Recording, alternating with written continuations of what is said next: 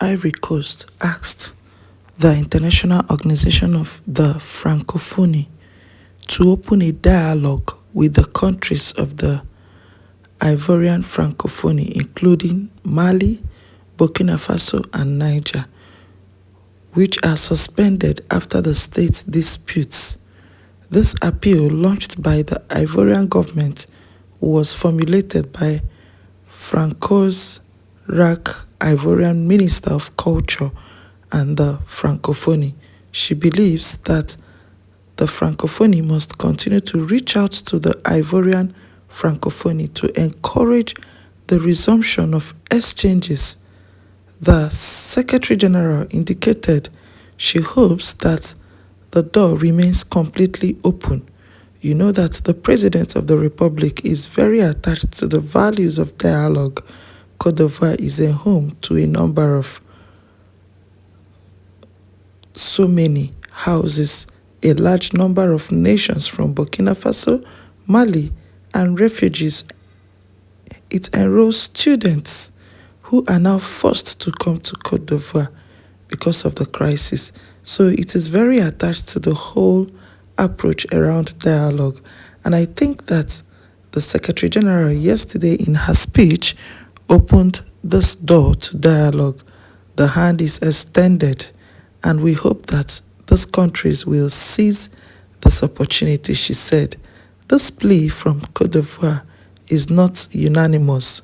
For analyst Alain Coney, Côte d'Ivoire being an ally of France, its approach is seen as a way of strengthening French influence in a region where it is increasingly in an area where it is increasingly contested. The major question that remains is whether the countries of the AES will agree to return to this organization, given that relations have been particularly tense in recent years. Let me quote something she said here. You know that the President of the Republic is very attached to the values of dialogue. How? He's attached to values of dialogue, and he went as far as repatriating Burkina Faso nationals in his country just immediately after the ECOWAS summit, where they talked about measures. He went as far as he likes dialogue. He went that far. He did that, deporting Burkina Faso nationals. And now you're here talking about dialogue. For me, I don't know why. I would like to ask this question. I don't know why people are so keen with returning to organizations, returning to institutions that have no impact in the continent. No impact. We don't feel anything. We don't feel the impact of these institutions.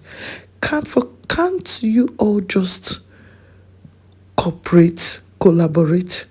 Must you belong to institutions for you to collaborate?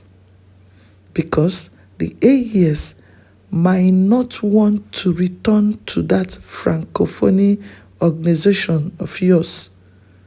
So if your president, like you rightly described him, that he is attached to value of dialogue, if your president is actually attached to value of dialogue and he wants to cooperate with these guys, let him come down from his high horse and meet with them. Let them sort out whatever it is they had back, and then continue collaboration.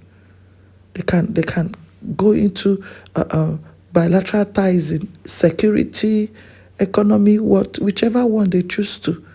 They must not come back to they must not belong to an organization to cooperate or collaborate. That is the point I don't like. You must not belong to an organization. You're coming to tell us that there are refugees, this, that. The ones he repatriated, how come you did not mention it? You didn't mention the ones he repatriated. My take is, you people should do the needful. Come back together. Africa, unite. That is just the message. Unite. You must not belong to any organization for you to collaborate and work together, because these countries, from the look of things, they will not come back to that organization. So it's just all about coming together and collaborate. Must not be, regardless, must not be in an organization. Thank you again for your time with me. I don't take it for granted. Hope to see you in my next, as I come your way again with more trending news. Bye.